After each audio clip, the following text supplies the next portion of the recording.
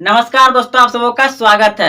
Bihar board matric परीक्षा 2024 के लिए आज गणित में हम बताने जा रहे हैं बहुपद का ऑब्जेक्टिव। तो बहुपद जो है कि दो तरह का प्रश्न आपको पूछा जाएगा। एक पूछा जाएगा रैखिक बहुपद, जिसमें कि आपको एक ही शून्यंक निकलेगा, और द्विघात बहुपद में दो शून्यंक निकलता है। तो आइए प्रश्न को समझिए। यह सभी प्रश्न जो है कि बिहार बोर्ड मैट्रिक परीक्षा में पिछले वर्षों में पूछे गए हैं, और बिल्कुल इसी तरह से आपको बहुपद चैप्टर में और उससे जो ऑब्जेक्टिव आएगा आपको ऐसा ही पूछेगा।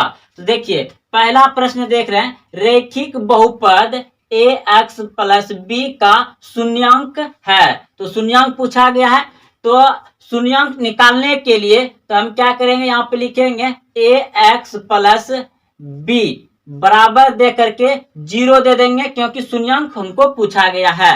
तो अब क्या होगा यहाँ पर, तो ax बराबर दे करके 0 और ये प्लस b जो है कि बराबर का इस तरफ आएगा तो माइनस b हो जाएगा।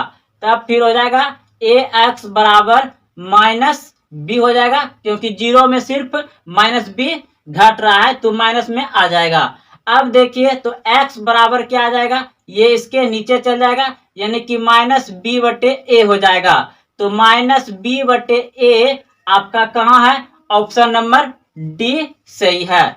सेम उसी तरह से प्रश्न नंबर 2 है। ये सभी प्रश्न बिहार बोर्ड मैट्रिक परीक्षा में पूछे गए हैं। देख रहे हैं आप, 3x प्लस 4 बहुपद का शून्यक है। तो इसे भी उसी तरह से बनाएंगे, 3x प्लस 4 बराबर 0 दे देंगे, क्योंकि शून्यक पूछा गया है। तो ये भी फिर क्या हो जाएगा, 3x बराबर 0 माइनस 4 क्यों आया, क्योंकि ये प्लस में है तो बराबर को उस पार जाएगा तो माइनस में हो जाएगा। उसके बाद फिर 3x बराबर माइनस 4, और फिर x बराबर क्या हो जाएगा, ये अब 3 को इधर भेजेंगे तो माइनस 4 बटे कितना हो जाएगा, 3, माइनस 4 बटे 3 हो जाएगा, माइनस 4 बटे 3। तो हाँ, आपका ऑप्शन नंबर बी सही है। अब देखिए, तीसरा नंबर प्रश्न है, यदि px बराबर 2x प्लस 3 का एक शून्यक k है तो k का मान निकालिए। तो दोस्तों, आपको ये जो k है ये x का बराबर ही k दिया हुआ है, यानी कि शून्यक है। ये जो k है शून्यक है, तो आप डायरेक्ट इस पे बैठा करके निकाल सकते हैं, या तो आप फिर इसको ऐसे बैठा सकते हैं p, और यहाँ पर लिख दीजिएगा k बराबर 2, यहाँ पे k हो जाएगा क्योंकि x के जगह पे k आ गया, प्लस 3 और बराबर 0।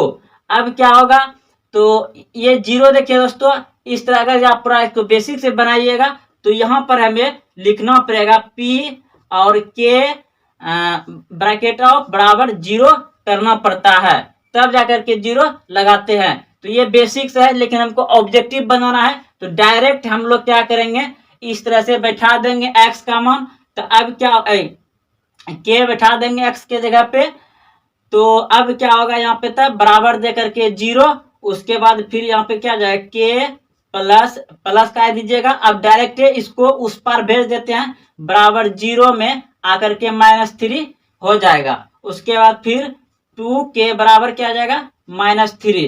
तो k बराबर कितना हो जाएगा, -3 बटे 2। तो -3 बटे 2 कहाँ है आपका, ऑप्शन नंबर डी सही है। अब चलते हैं अगले प्रश्न की ओर।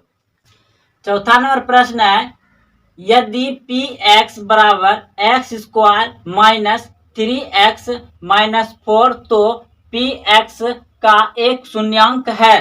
तो दोस्तों, यह जो आप देख रहे हैं पावर कितना है, 2 है, यानी कि द्विघात बहुपद है, और इसका शून्यंक निकालेंगे तो इसका 2 शून्यंक निकलेगा। तो देखिए क्या करना पड़ेगा, हमको दिया क्या गया है x, क्योंकि ऑब्जेक्टिव बना रहे हैं तो हमको आंसर निकालना है। तो x square minus 3x minus 4 दिया गया है। तो इस तरह में आप 9th क्लास में पढ़े होंगे, गुणनखंड जो निकाल लेते हैं बिल्कुल ये सेम उसी तरह से है, सेम 9th क्लास की तरह है। न कुछ तो यहाँ 1 है 1 है तो इससे इसके साथ गुना करेंगे तो 4 एकम 4 हो जाएगा। अब ऐसा कौन सी संख्या लेंगे जो कि -3 जुट के या घट के पूर्णा चाहिए और गुना करने पर 4 आना चाहिए। तो क्या करेंगे, 4 और 1 ले लेंगे तो गुना करने पर 4 हो जाएगा और घट के कितना हो जाएगा -3। तो इसको क्या कर देंगे, माइनस में रखेंगे। तो अब यहाँ पर लिखिए, समझ गए होंगे। अब यहाँ पर लिखिए एक्स स्क्वायर माइनस ये 4x रख देते हैं, उसके बाद फिर यहाँ पर प्लस में x रख देंगे और -4 रख देंगे। तो ये मेरा यहाँ से न कुछ तो इसके नीचे 1 है, गुना करने पर क्या होता है 4 हो जाएगा और फिर इसमें 1 घट जाएगा तो -3 आ जाएगा। तो चलिए दोस्तों, आप लोग अच्छे से समझ गए होंगे। अब यहाँ पे क्या करना है, तो कॉमन लेना है। तो कॉमन में क्या आ जाएगा, x आ जाएगा, 1x यहाँ बचेगा, यहाँ क्या बच जाएगा 4 बच जाएगा।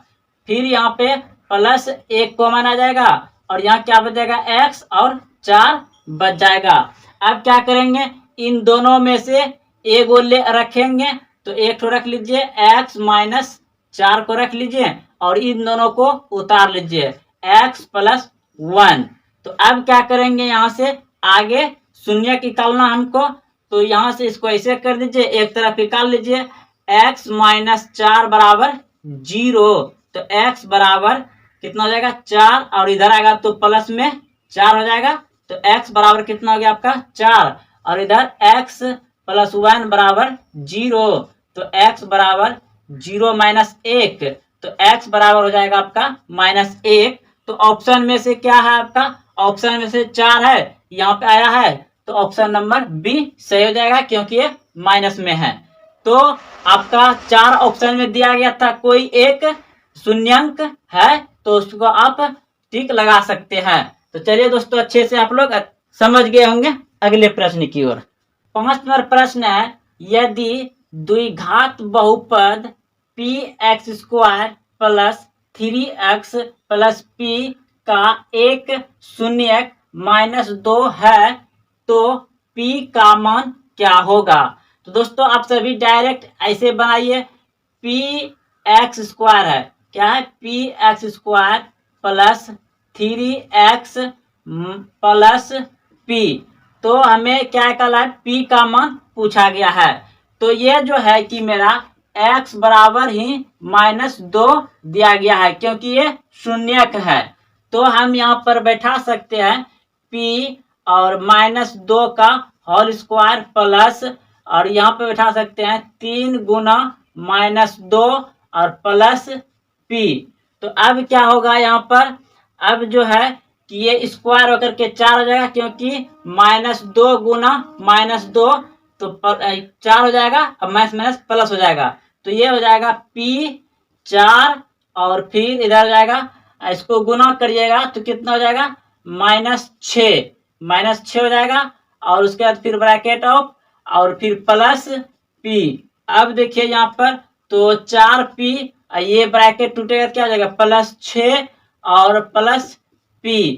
तो बराबर देकर के इधर 0 दे देंगे और फिर ये दोनों क्या होगा जुट जाएगा, यानी कि कितना हो जाएगा फिर 5p, यानी कि देखिए 4p प्लस p बराबर इधर -6 हो जाएगा। तो ये दोनों जुट जाएगा, कितना हो जाएगा 5p बराबर -6। तो अब p का ही मान पूछा था तो p बराबर -6/5, p बराबर -6/5 कहाँ है आपका। तो ऑप्शन नंबर जो है कि इस तरह से लगाना भी जरूरी नहीं क्योंकि हम लोग ऑब्जेक्टिव बना रहे हैं, तो ये सभी लगाना जरूरी नहीं है और सिर्फ हमको आंसर निकालना है। तो ऑप्शन नंबर बी सही हो जाएगा, -6/5 p का मान आ जाएगा। चलिए दोस्तों, आप लोग अच्छे से समझ गए होंगे।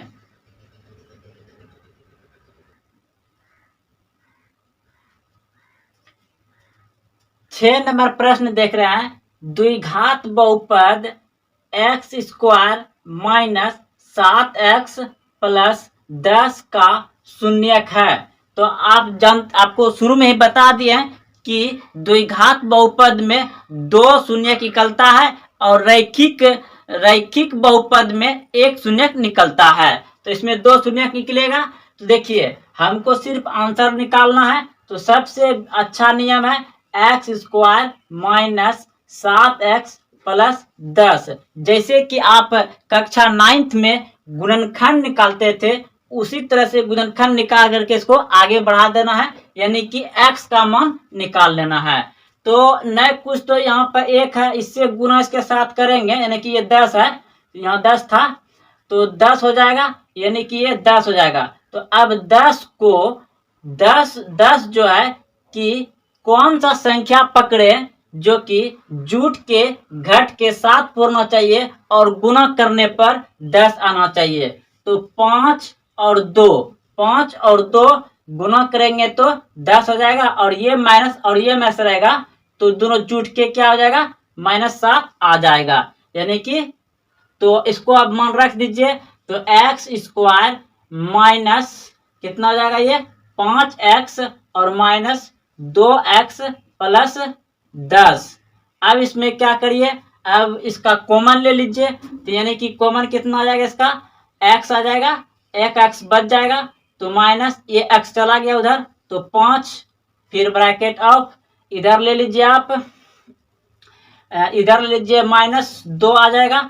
तो फिर क्या हो जाएगा यहाँ पर, यानी कि x आ जाएगा और फिर माइनस, क्योंकि पीछे वाला पूर्ण इसको इससे गुणा करें इतना आ जाएगा, इसको इससे गुणा करें इतना आ जाएगा, तो माइनस क्या आ जाएगा, प्लस हो जाएगा, यानी कि यहाँ पे 5 हो जाएगा, और ये दोनों हमेशा मिलेगा आपको। तो अब क्या करना है कि ये अब हमें इन दोनों में से एक को रख लीजिए, x - 5 रख लिए। अब इन दोनों को उतार लीजिए, यानी कि x - 2 उतार लिए। अब हमको क्या, ये इतना तो आप 9th क्लास में पढ़े होंगे, अब इसके आगे जाना है, यानी कि हमको शून्यंक निकालना है। तो x - 5 बराबर 0 और x बराबर 0 प्लस 5 हो जाएगा, क्योंकि बराबर को उस तरफ गया। तो x बराबर कितना हो जाएगा, ये 5। और दूसरा निकाल लेंगे, x - 2 बराबर कितना हो जाएगा, इधर 0, शून्यंक निकालना है इसलिए 0 बैठा दिया। अब बराबर 0 प्लस 2 हो जाएगा, क्योंकि बराबर का इस तरफ आएगा। तो x बराबर कितना हो जाएगा आपका 2। तो x का मतलब शून्यंक जो निकला आपका क्या निकला, 2 और 5, 2 और 5, 2 और 5 निकला, यहाँ 5 यहाँ 2, 2 5 निकला। तो 2 5 कहाँ है, आपका ऑप्शन नंबर सी सही है। तो चलिए दोस्तों, अच्छे से आप लोग प्रश्न को समझ गए होंगे। ये सही प्रश्न आपको कक्षा 10वीं बिहार बोर्ड मैट्रिक परीक्षा में बहुत बार पूछे गए हैं और पूछे जाएंगे। बहुपद का ये ऑब्जेक्टिव है। तो चलते हैं अगले प्रश्न की ओर।